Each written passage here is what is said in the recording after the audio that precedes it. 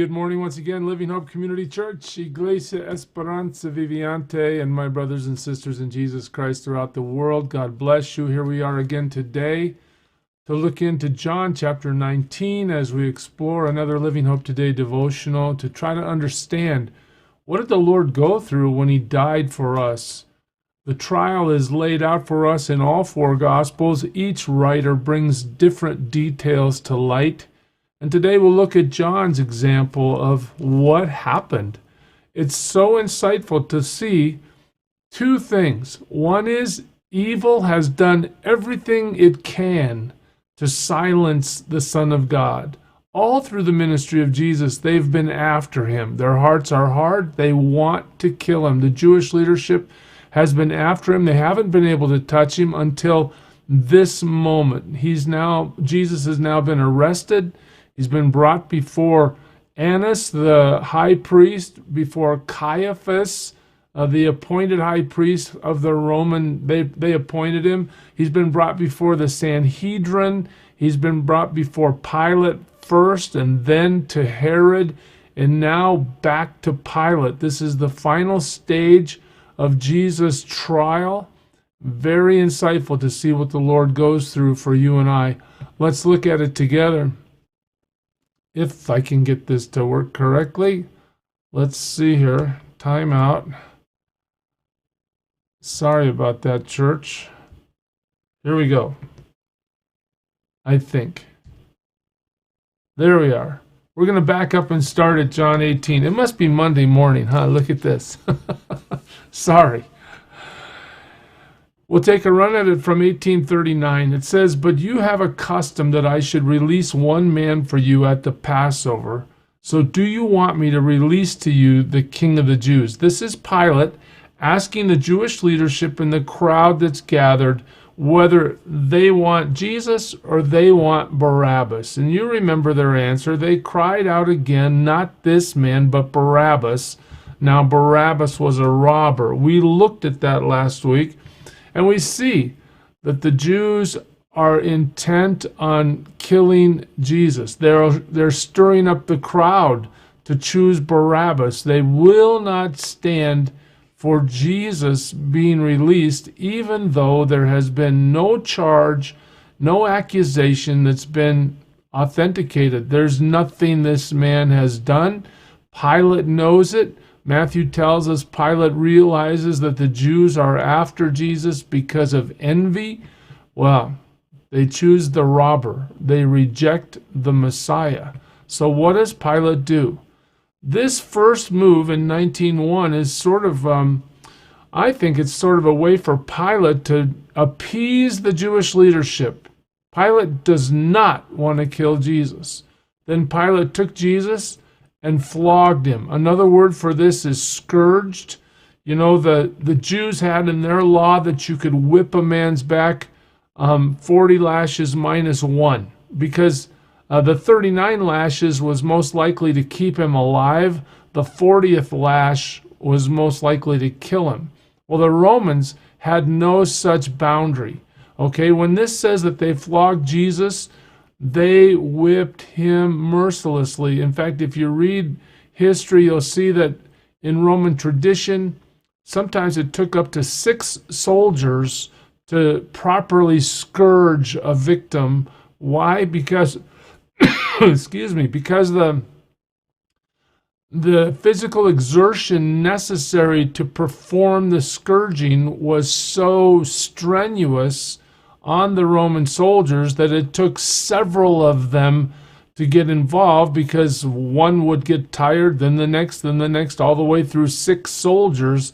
I mean, just imagine Jesus is being lacerated and beaten to a pulp. I mean, he is just being, well, as the Romans call it, scourged. And the soldiers twisted together a crown of thorns. Again, a very painful experience and a mockery of the claims Jesus has made. They put a crown of thorns on his head and arrayed him in a purple robe. So they are addressing him as if he's royalty. They're putting a crown on him although it's a crown of thorns. In other words, along with the scourging goes the mocking. And we see in verse 3, and they came up to him saying, "Hail, King of the Jews." They are addressing him correctly, but it's out of hatred, mockery. They have no intent to mean what they're saying here. They struck him with their hands. Now, before we read verse 4, just think about this. The Creator that has made each one of these persons that are mocking Jesus and hating Jesus and hurting Jesus, he is willfully submitting to their punishment. He is willfully allowing himself to be scourged and mocked, and the crown of thorn is placed on him, and knowing full well that on Judgment Day he is the one that will determine every participant's eternal destiny. In fact, he'll determine ours as well, every one of us. Yet he allows himself to go through this. Verse 4, Pilate went out again and said to them, "See, I am bringing him out to you that you may know that" what?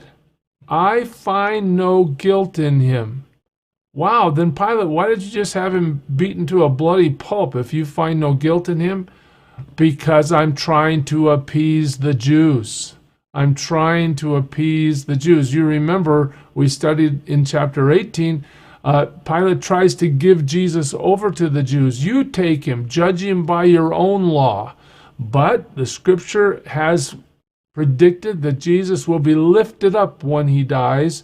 The Jews would kill him through stoning, which would mean thrown on the ground and hit with rocks until he died. The Romans crucify people. Okay, so because of the prophecies and the predictions made about the death of the Messiah, it has to happen that the Romans crucify him by lifting him up, not the Jews throw him down and stone him. Okay, well, this fulfills the prophecy, and this is why the Jews come back to Pilate and say, "We don't want to judge him by our own law. You have the right to capital punishment. Even though you're giving the right to us, we don't want it." The Jews don't want it because they don't want to be seen by the populace as the ones who have directly killed Jesus, even though they're responsible for his death. They don't want to take the blowback from the people who know that Jesus is from God. Pilate standing before them in verse 4 saying, "I find no guilt in him." So Jesus came out wearing the crown of thorns and the purple robe. And Pilate said to them, "Behold the man." What a tragic scene that must have been to see the Son of God beaten to a bloody pulp, probably almost barely unable to stand under the bleeding in his back and the blows that he's received. Yet Pilate brings him forward and says, "Behold the man." When the chief priests and the officers saw him, they cried out. Now here you see it. This is the Jewish leadership. "Crucify him, crucify him." This is total rejection of the Messiah by the people of Judaism, by the leadership of Judaism, by the majority. God's people ultimately absolutely rejecting God's Messiah. Pilate said to them, here, another act of appeasement, another act of Pilate trying to get out of this. "Take him yourselves and crucify him. I find no guilt in him." Again, Pilate is doing his best to get out of this. He's looked at Jesus. He's seen what they've said about Jesus. Just think about the accusations against Jesus. They've said, well, he's threatened to destroy the temple, even though he hadn't. He's evil. They say he's operating as Satan's agent, even though he's not. They've accused him of perverting the nation. He hasn't. They've accused him of forbidding the Jews to pay tax to Caesar. He's not done that. They've accused him of stirring up the people to rebel. He hasn't done that. They've said that he's claimed himself to be a king and he's a threat to Caesar. Well, he has claimed himself to be a king, but he's no threat to Caesar. He's not trying to have a political kingdom at this time and place. No, he has said he's a king, and he has absolutely demonstrated that he is who he says he is. He is a king. He is the Lord. He is God in the flesh. Who can raise people from the dead? Who can make blind eyes see? Who can control nature with a word? Only Jesus, God in the flesh. But despite all the proof that he is who he says he is, the Jews have leveled all these accusations against him, and none of them have had any substance to them. So in 19:7 we read this: the Jews answered him, "We have a law, and according to that law he ought to die, because he has made himself the Son of God." Uh-oh. Now there's an accusation of blasphemy. Now it is true in Old Testament law, a blasphemer was to be stoned to death. And Jesus would have been a blasphemer had he claimed to be the Son of God without actually being the Son of God. But Jesus has verified his claim time and time again over 3 years of time in ministry to tell them he is the Son of God. Now they accuse him of blasphemy with the very truth that he is. And listen to this: when Pilate heard this statement, he was even more afraid. It's not in John's gospel, but Pilate's wife has had a dream. She's warned him about dealing with Jesus. Pilate knows these guys are operating out of envy and that they are not genuinely involved in trying to find justice. Pilate is a judge. He understands that you have to have an accusation before you can execute a man. You have to have somebody that broke the law before you can kill them. But none of this matters to this rabid Jewish leadership crowd that wants the Messiah dead out of the envy of their own hearts and out of the jealousy that they've received. Plus, Jesus has never pulled any punches when he's talking to these guys. When they say they're children of Abraham, he says, "You're children of the devil." He tells them the truth about themselves. Misguided religious power brokers don't like to hear the truth about themselves, and they'll do anything they can to shut somebody up who tells them the truth.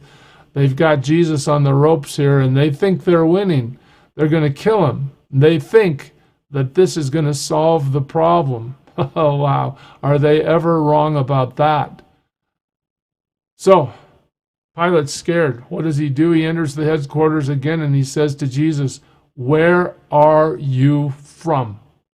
Jesus, I need to know a little more. They're now telling me you're claiming to be the Son of God. And you have to remember how a Roman pagan idolater would hear that. They have all kinds of gods in their tradition of paganism in Rome. And these gods have children. They have many human characteristics. And so in their superstition and their misguided approach to reality in terms of who God is, Pilate might actually be terrified at this moment, thinking that in fact Jesus could be somewhere lined up in this list of idols of gods in his mythology. He is genuinely terrified, but he, again, as we spoke of earlier, he is leveraged.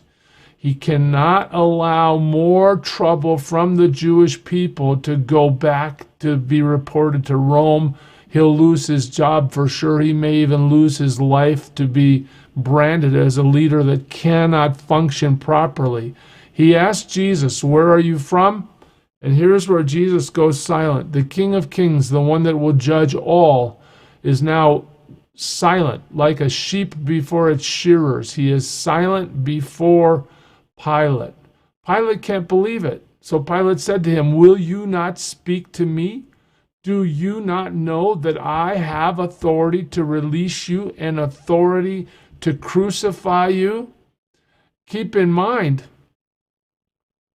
Pilate only has this authority because Jesus gave it to him. In fact, that's exactly what Jesus tells him. Jesus answered, "You would have no authority over me at all unless it had been given you from above. Therefore, he who delivered me over to you has the greater sin." Pilate, you don't have any authority that wasn't given to you by God.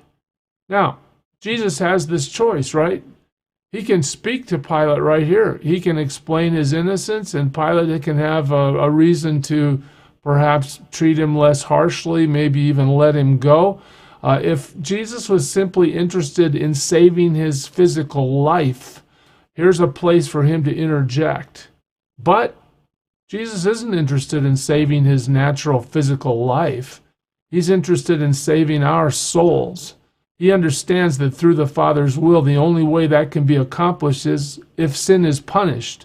And he understands that if sin is punished, our disobedience receives its due punishment, its just punishment, that all of us will be condemned before the judgment seat of a holy God. He knows that if he continues forward silently to suffer and to die on our behalf, that he will be punished for our sin. He will be the one that brings justice to God by God satisfying his justice, pouring out his wrath on Jesus. He understands these things, and so he continues not to play for his physical survival, but to live his life to do what his Father wants. What a great testimony to us. What an example to us of who Jesus is and how far he will go to obey his Father. From then on, Pilate sought to release him. Look at that. After Jesus has given him the answer about authority, Pilate wants to release him, but the Jews cried out, "If you release this man, you are not Caesar's friend." Everyone who makes himself a king opposes Caesar. Again, this is the knife to Pilate's heart. Why? Because Pilate is leveraged now. Once they bring Caesar into the discussion, Pilate knows that this is where they may report him. This is where they may kill his career, if not bring him to his own death at the hands of the Romans. So what does Pilate do? So when Pilate heard these words, he brought Jesus out, sat down on the judgment seat, the bench. We even call our judgment seats today the bench. That's where the judge sits, at the place called the stone pavement, or in Aramaic, Gabbatha. And what does he say? Now, it was the day of the preparation of the Passover. This is exactly God's timing when the Messiah is to be slain for the sins of the people. It was about the 6th hour. He said to the Jews, "Behold your king." And what did the Jews say? They cried out, away with him, crucify him. "Shall I crucify your king?" The chief priests answered, "We have no king but Caesar," the ultimate betrayal of the Messiah. We want this guy dead. Oh, terrible. So Pilate acquiesces. He delivered him over to them to be crucified. Evil looks like it's winning. God's plan is right on time. The Messiah will be sacrificed on the Passover. He will fulfill the Old Testament sacrificial system. He will die so that you and I, through his sacrifice, can receive the righteousness of God. Think of the price God paid to bring you into right relationship. Serve him with all your heart today. I pray God blesses you, church.